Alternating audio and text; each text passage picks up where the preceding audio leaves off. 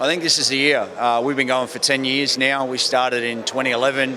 We want to see more rugby league in Brisbane, and Peter V'landys has come out and stated he wants another team in Brisbane in 2023. So they've got a bit of work to do between now and maybe mid-year when they decide they'll put a tender out, and hopefully by the end of the year there'll be a new team in Brisbane to kick off in a couple of seasons' time. In terms of planning and preparation and things, what happens between sort of now and June? I think the NRL is going to meet. What happens for you guys between those? Yeah, well, we've spent a long time preparing. We know what the business model looks like. The key part now is who's going to be available from a playing, coaching base. We've got a staff structure ready to go, so it's a lot of personnel, both front of office and obviously a football department. So for us, it's just having some time frames. When the commission's ready to announce a tender, we're all but ready to go. So it just comes down to some timing now. I think looking at contracts and guys coming off contract, obviously Wayne Bennett and Craig Bellamy are the two guys at the top of the list, I suppose. Yeah, look, it's not only coaching, but it's players.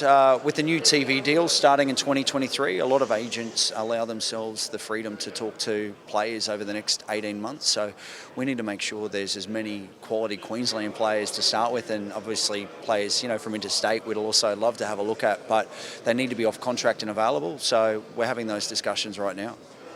You said, it's been 10 years in the making. Where did it start? Like, how did it sort of come about for you? With a lot more hair on my head to start with. No, look, when you're passionate about the sport, it changes lives. 40-odd% of rugby league NRL players come from housing commission, broken families. It's about having young men and young women, their lives changed, having a pathway. Not everyone ends up in the NRL. Part of it's about a journey just to become better people.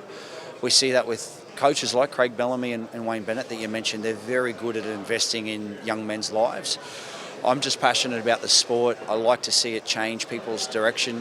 We heard here today what boxing can do for young people, and rugby league's no different. So for us, it's about seeing more people play the game, watch the game, attend the game, and our bid's always been about the best for the game. So if Peter V'landys sees it the same way as us, hopefully it's our bid that gets included for 2023. What's the sort of community reaction and vibe around sort of southeast Queensland been like for it? Well, we've now announced that we're going to merge with Western Corridor. For that, it's about what's going to be the best opportunity for more people to be part of the game, whether it's playing or viewing, wherever it may be. The community response has been phenomenal. The rugby league community wants to see another team. We want to see rugby league played every weekend in Brisbane. And it's only going to lift the Broncos' profile. They've been around for 35 years. They've got a good head start. They've got a solid base, and they're on the way back. Kevy and Dave Donaghy, their new CEO, will really push them up a level, and another team will only make their brand even stronger.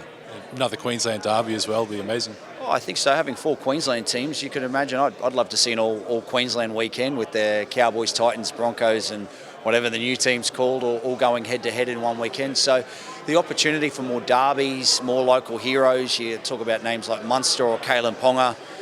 I'd love to see them playing out of Suncorp Stadium, but they need that opportunity first, and it's to no fault of the Broncos. We just need more rugby league, and that will come through having another team. You mentioned a couple of players there, but who's, if you got a top 5 wish list, who's at the top of your list? Well, it's a name like Harry Grant. We identified 18 months ago, and obviously he got traded on loan, and we've seen what he can do. He ended up playing State of Origin. So look, there's a number of players. Cameron Munster's certainly one that he's made no mistake that Southeast Queensland's his home.